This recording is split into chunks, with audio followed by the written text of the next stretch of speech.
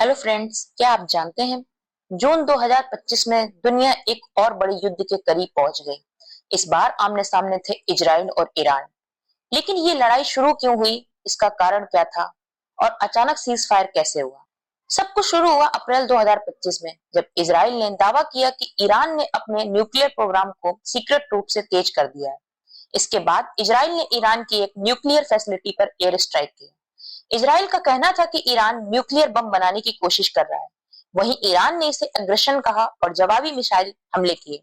इससे पहले 2024 के अंत में इजराइल ने ईरान के एक टॉप न्यूक्लियर साइंटिस्ट को मार गिराया था, जिससे ईरान में गुस्सा पहले से उबाल पर था। इजराइल एक यहूदी राष्ट्र है और ईरान एक इस्लामिक रिपब्लिक। दोनों की विचारधारा पूरी तरह अलग है। यही धार्मिक राजनीतिक अंतर भी इस संघर्ष की जड़ है।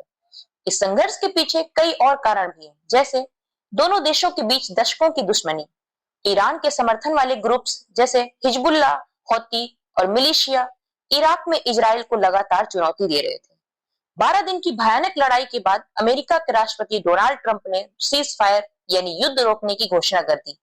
सीज फायर के तहत दोनों देश अपने हमले रोकने पर राजी हुए। इस युद्ध में 900 से ज्यादा लोग मारे गए और हजारों घायल हुए। ईरान और इजराइल दोनों में स्कूल बंद हुए, अस्पताल ओवरलोडेड हो गए और सिविलियंस की जिंदगी पूरी तरह प्रभावित हुई। यूएन ने दोनों देशों में संयम अपील की। सऊदी अरब, तुर्की और यूरोपीय देशों ने कहा कि इस संघर्ष से पूरी दुनिया में अस्थिरता फैल सकती है।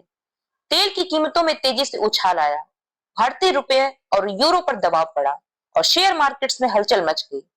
ईरान में लोग सरकार से नाराज हैं। वो पूछ रहे हैं कि हम इतनी मौतें क्यों सहे, और इजराइल में लोग डर और सतर्कता में जी रहे हैं।